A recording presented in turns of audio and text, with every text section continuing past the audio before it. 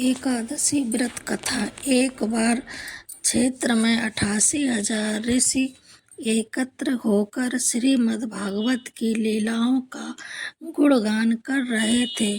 तभी सूत जी वहां आ पहुंचे। वे उन शौनक आदि ऋषियों से बोले, हे ऋषियों, पुरुषोत्तम भगवान श्री विष्णु को एकादशी का व्रत सबसे प्रिय है। वे इस व्रत को करने वाले व्यक्ति पर प्रसन्न होकर उनकी सारी मनोकामनाएं पूर्ण करते हैं। ऋषि ने पूछा, आप कृपा कर हमें एक एकादशी व्रत के विषय में बताइए। श्री सूक्त जी बोले, हे ऋषिवर, मैं आप लोगों के सम्मुख वह कथा सुनाता हूँ जो योगीराज श्री कृष्ण ने स्वयं अपने मुख से पांडु पुत्र अर्जुन से कही थी। एक दिन अर्जुन ने श्री कृष्ण से पूछा, हे सखे, प्राणी संसार में ज्ञान व अज्ञान के वशीभूत होकर अनेक पाप करता है, अतः आप कोई ऐसा उपाय बताइए जिससे प्राणी के वह पाप नष्ट हो जाएं। श्री कृष्ण बोले, हे पार्थ, पापी के सारे पापों को नष्ट करने की क्षमता भगवान श्री कृष्ण का स्मरण करने में है, लेकिन प्राणी उनके श्री चरणों में भक्ति पूर्वक चित्त नहीं लगा पाता है। अतः प्राणी को भगवान श्री कृष्ण की प्रिय एकादशी का व्रत करना चाहिए। शुक्ल पक्ष और कृष्ण पक्ष की एकादशी में कोई भेद नहीं करना चाहिए। दोनों एकादशियों के व्रत करने चाहिए। एकादशी का व्रत करने से जीव के समस्त पाप नष्ट हो जाते हैं, उनकी सारी मनोकामनाएं पूर्ण होती हैं और वह वैकुंठ लोक को जाता है।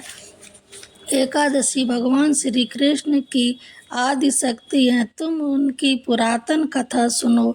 सतयुग में मुर नामक एक भयानक दैत्य था। उसने इंद्र को जीत लिया।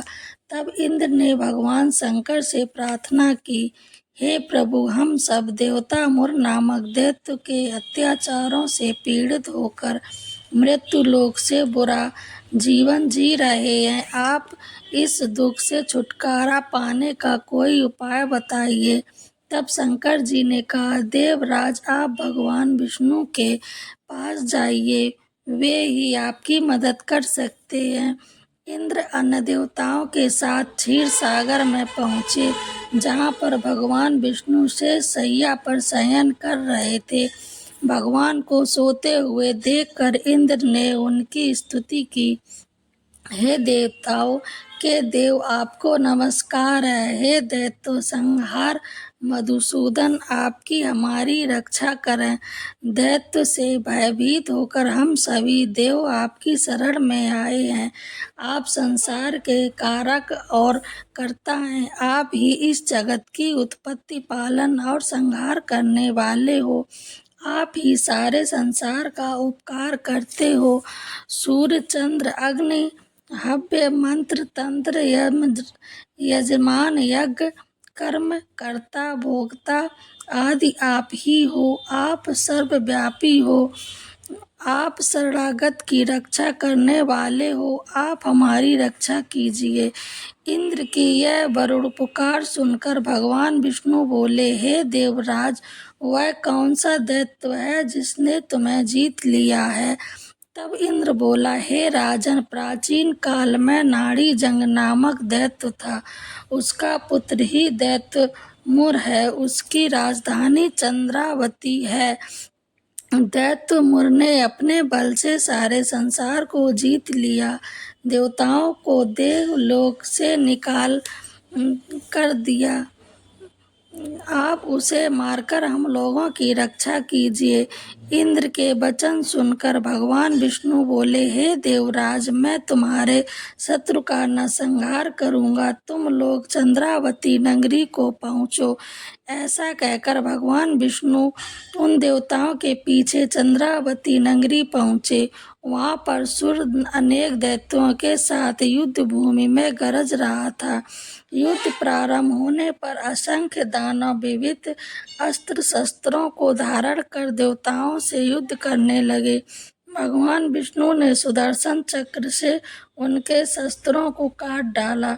इस युद्ध में अनेकों दानव मारे गए। दैत्यराज मुर भगवान विष्णु के साथ युद्ध करता रहा। मुर को मारने के लिए भगवान विष्णु जिस भी शस्त्र का प्रयोग करते वह उनसे तेज से नष्ट होकर उस पर फूलों के समान गिरने लगता। अनेक अस्त्र शस्त्र के प्रयोग करने पर भी जब भगवान विष्णु उसे न जीत पाए तो उसने मल्ल युद्ध करने लगे। 1000 वर्ष तक मल्ल युद्ध करते रहे पर भी भगवान विष्णु उस दैत्य को न जीत पाए। अंत में भगवान विष्णु विश्राम की इच्छा के बद्री का आश्रम चले गए।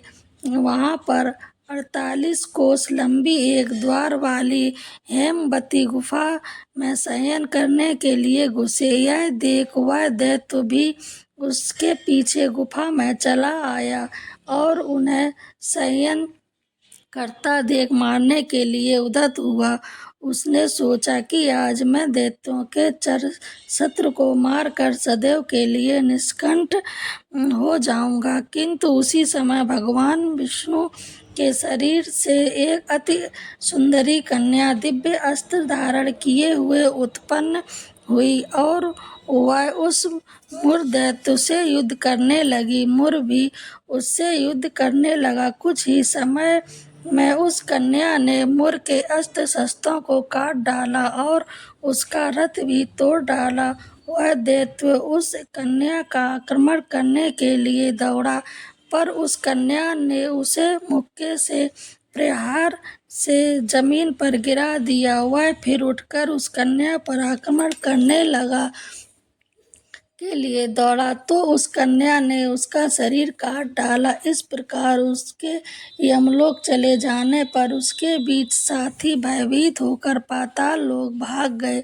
जब भगवान विष्णु उठे तो अपने सामने मरे हुए असुर को देखकर बोले, इस दुष्टता दैत्य को किसने मारा जिसने गंधर्व इंद्र सहित सब देवताओं जीत लिए, नाग और लोकपालों को जिसने खेल में ही जीत लिया और जिससे हारकर मैं भी डरकर इस गुफा में सो गया था, जिससे किसने मेरी रक्षा की है।